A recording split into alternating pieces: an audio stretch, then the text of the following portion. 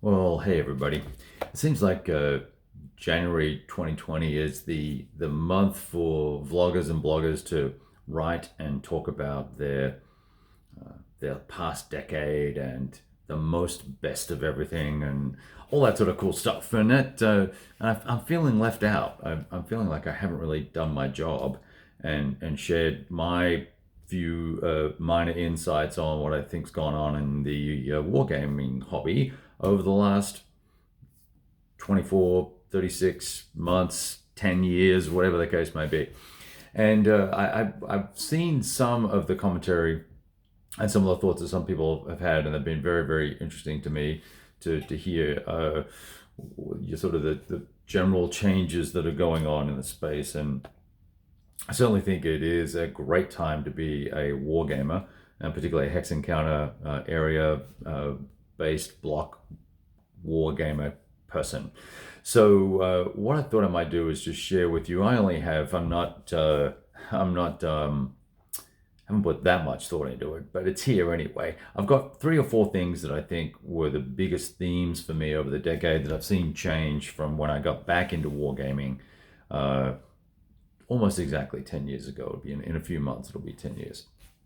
And of course, the first thing was, and I've seen this with other folks, they've talked about coin and card driven games. And I think to me that it's a little bit bigger than that. It's not just that, yes, coin has done a lot for the wargaming hobby. It's brought new gamers into the hobby, but gamers that are playing coin oriented and card driven games, they're not necessarily jumping across the river, so to speak, into Hex Encounter. I don't know what that transition is or what that transition might look like to get those people to come and join the Hex Encounter gang, right? But it's certainly getting more people into conflict-oriented gaming. So that's a good thing. But I think what that's a symptom of is not just coin per se, it's system evolution.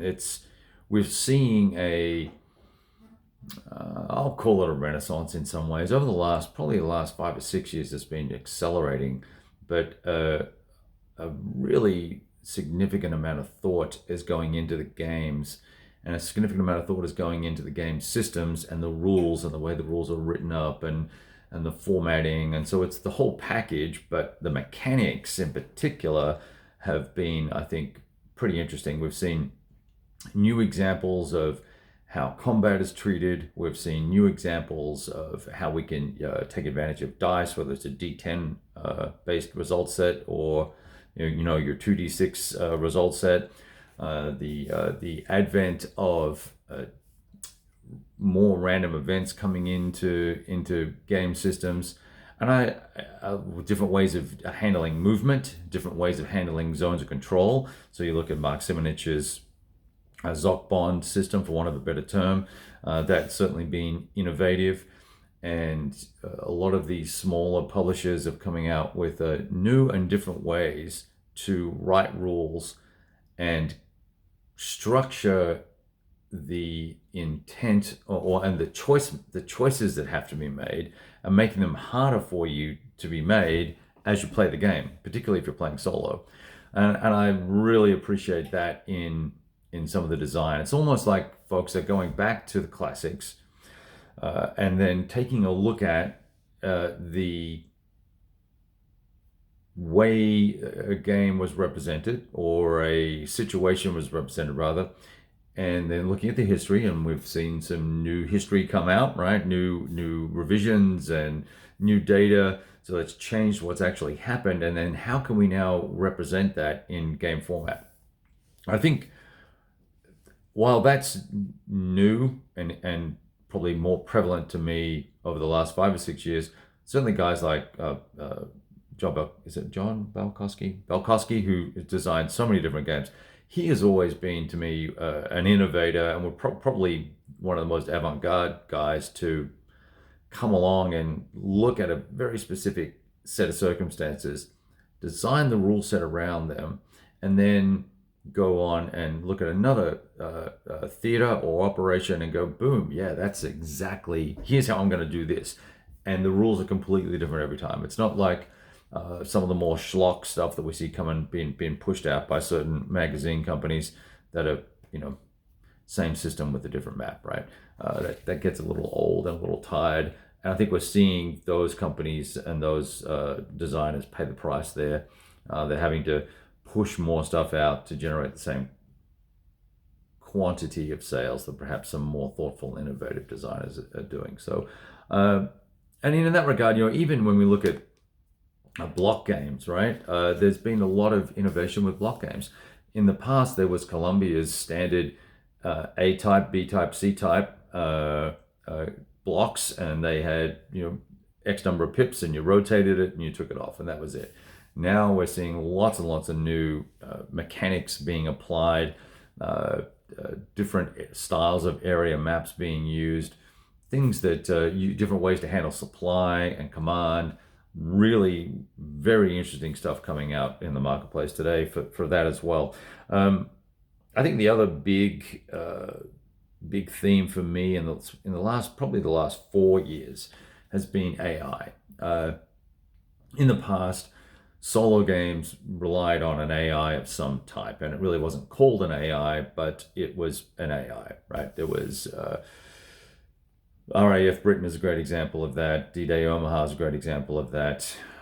Games that really don't give you a lot of significant choices to be made, but they had a system that allowed you to play the game for the AI and you would get a result. Those systems have now evolved, particularly when you look at Empire of the Sun, the coin systems, and a number of other games that have come out recently. Stalingrad's Inferno is another great example where either Conflict of Heroes, of course, would have to go into that bucket, and then the lock and load solo systems as well. Those systems, some are very, very simple, like Stalingrad Inferno is very, very simple, but very, very elegant. And then there are other systems like the lock and load system that's a card-based gameplay for the solo actions, and the is it Erasmus, I think is what it's called for Empire of the Suns now, I forget.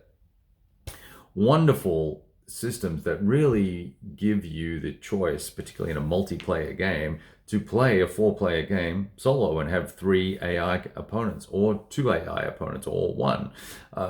That has been a significant shift, to the extent that I think now it's one of the first questions a lot of people ask, and they go, well, does this have AI? Is there a solo AI? Can I play this by myself? I tend to have a bit of a sort of grumpy old man syndrome when it comes to that, because I just believe you can play these games solo anyway. Not multiplayer games so much, but certainly 2-player hex and counter games.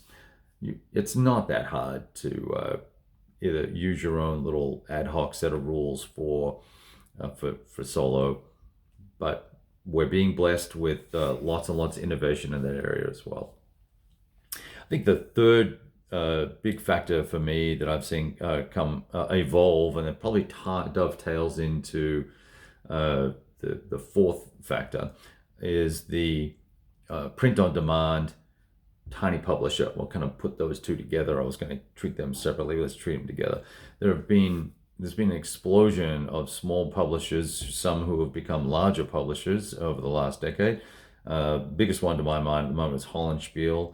There's obviously still White Dog Games, Vento Nuovo, and Thin Red Line Games, just to name a few, who have really come out of nowhere and either self-funded and made the bet that they're going to sell 500 or 750 copies of a game or 1,000 copies of a game, or they print on demand. And printing services, both in the US and China, are now allowing us, both through cost and technology, I assume, and maybe competitiveness in the marketplace, they're able to bring us shorter production timescales, so we don't have to wait as long as we have in the past for games.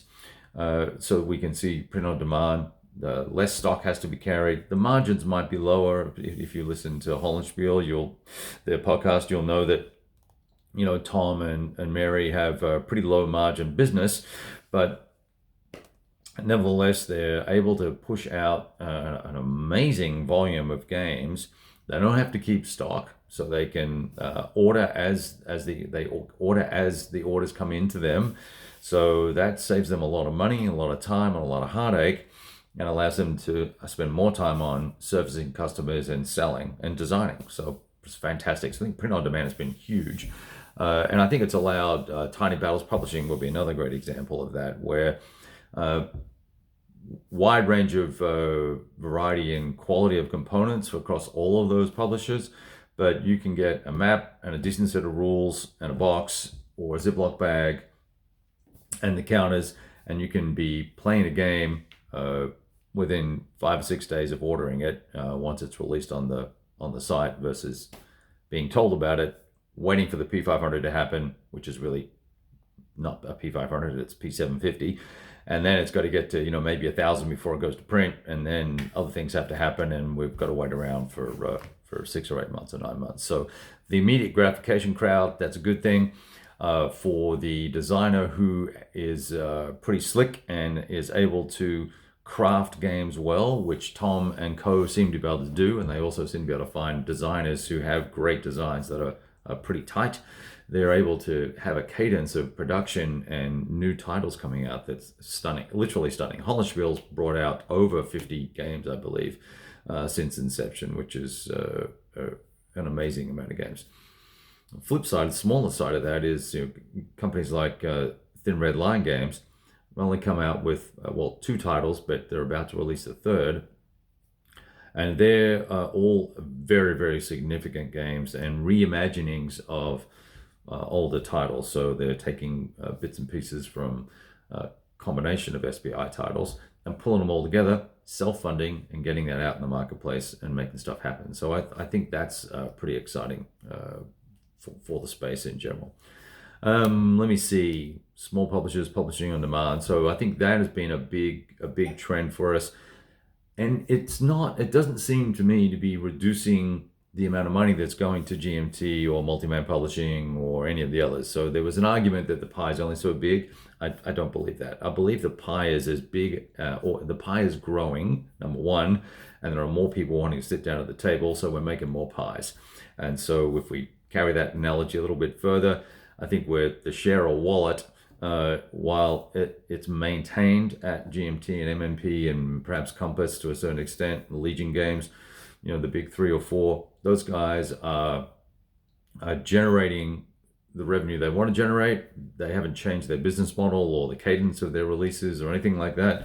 But they and these smaller publishers are gaining some market share, forcing their way to the table so that they can have a piece of that pie as well. And I think that's good for everybody. I don't think an overabundance of publishers at the moment is a bad thing. There are some that are probably not going to be around in a few years, but that's natural selection and economics and things of that nature. So anyway, interesting stuff. Which kind of led me to a sort of ancillary point there. Probably, the fourth factor that I would look at in this last decade has been Kickstarter. Kickstarter's changed the way we raise money for games, and it's changed the dynamic significantly. We're not just ordering a game. Now, if I'm participating in a Kickstarter and I'm going to give you my money up front, I'm going to expect, obviously, a discount, right? Because you get my money up front, and most vendors are giving us a discount. And if they're not giving us a discount, they're giving us more for the time value of that money. And I'll look at the most recent Lock and Load Kickstarter program that I think is now at $450 worth of retail stuff for $78 or $80 or whatever it is that the Kickstarter ended up being. Everybody won in that circumstance. If you can't get that now today at that price, well, that's your problem. You should have participated in the Kickstarter because we gave our money up front and we trusted them to deliver to us, and it's not that they have delivered because I haven't got mine yet, but it's shipping now.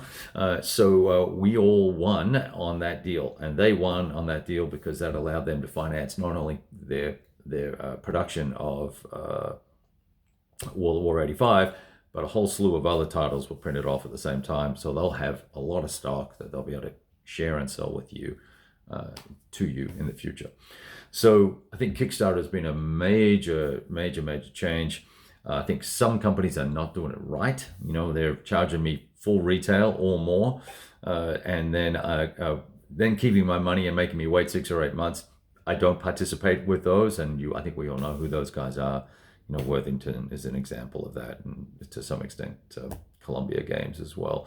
I'm not going to support you if you're going to charge me full retail, basically, and also not really offer me anything of substance for that money that I'm giving you for that period of time.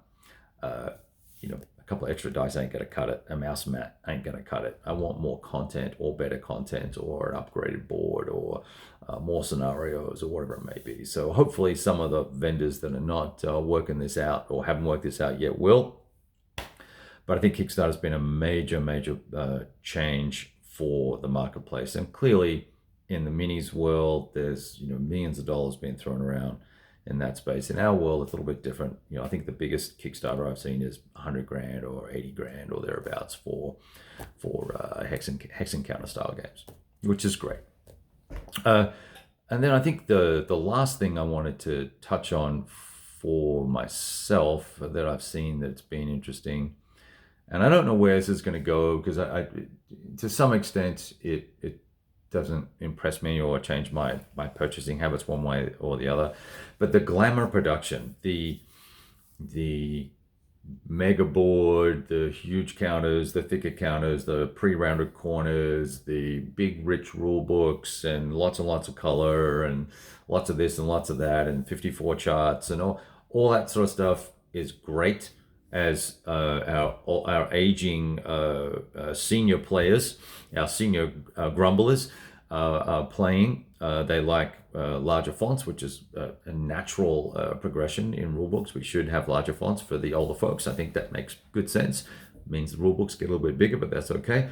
But I don't know how I feel about these monster maps that are hard mounted, and we're taken away from some of the usability and the convenience of gameplay, and focusing too much on componentry being just big.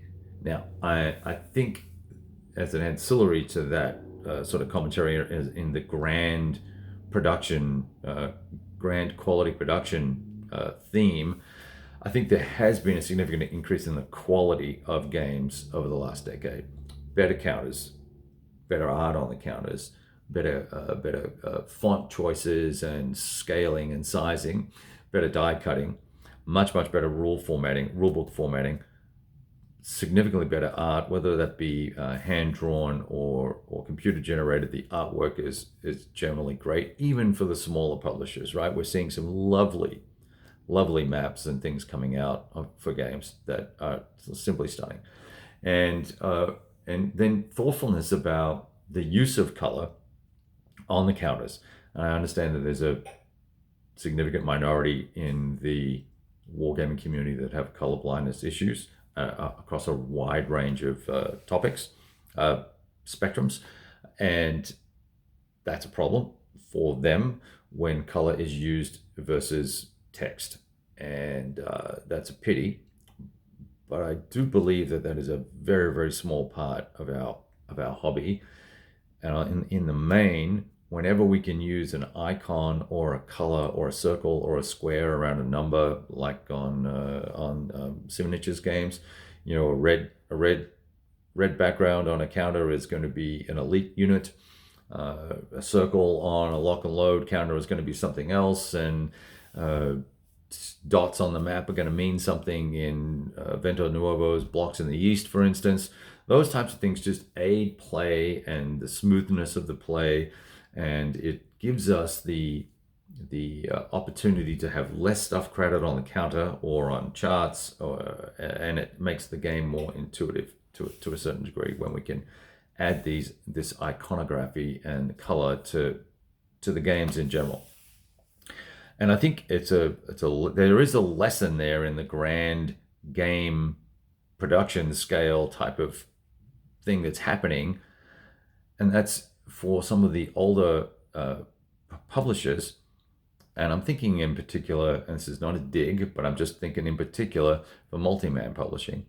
When there's an opportunity, if there are opportunities, I should say, if there are opportunities for them to take a one map game, or a game that might be slightly less than one map, and while all their hexes are a standard size on all their maps, how about you just make the hexes a little bit bigger and give me a little bit more room, or make the counters a little bit bigger and make it a two map game. I don't know. I just think there's opportunities that are being missed with production quality in certain manufacturers that is detracting from sales for them. I look at the BCS system and its very first iteration and its most recent iteration, and someone's gone and done a fantastic job of reformatting the rule books, adding color to it, making it much more approachable and accessible. And the sales, I really think, I don't know for a fact, but I can guarantee you, based on the commentary I'm seeing online and the people I talk to, that the most recent releases, Brazen Chariots and whatever the other one is, I forget, Baptism of Fire, particularly Brazen Chariots, people are playing that game. And I think they're playing it not because they like it. They're playing it because it's more accessible because of the way the rule book's formatted and the way the charts are done and the use of color. It's made it more accessible. And it's a simple piece of editing that I think if you carry that to the next level, you could start looking at increasing hex sizes so that there's more room on the map for fat-fingered and fumbly-fingered folks like myself to play. Anyway, so lots of really good change, right? System innovation. I'm just looking down here on my little list here I had. System integration. System innovation. Thinking about work. System innovation. The grand production capabilities. The advent of the print-on-demand marketplace, I think, has helped us have more choices and be more exposed to new titles and new situations, which is fantastic. And AI has obviously been a big boon for those folks that need that. So lots and lots of good things going on in the last decade. Let's hope the next decade sees the next level, right? More change for the good. Better ideas, new ideas, fresh ideas, and I'll be doing my bit to support smaller publishers who are trying to be innovative. I've always done that since I got back in the hobby. I'm looking for folks that are trying to be different, and if I can help you out, hit me up with an email or a text, and we'll have a chat and see what we can do. But for the rest of you, all the big dogs, keep up all the great work, and I've been thrilled with nearly every single publisher I've played games from over the last decade. It's been fantastic. So all the very best, everybody. Cheers.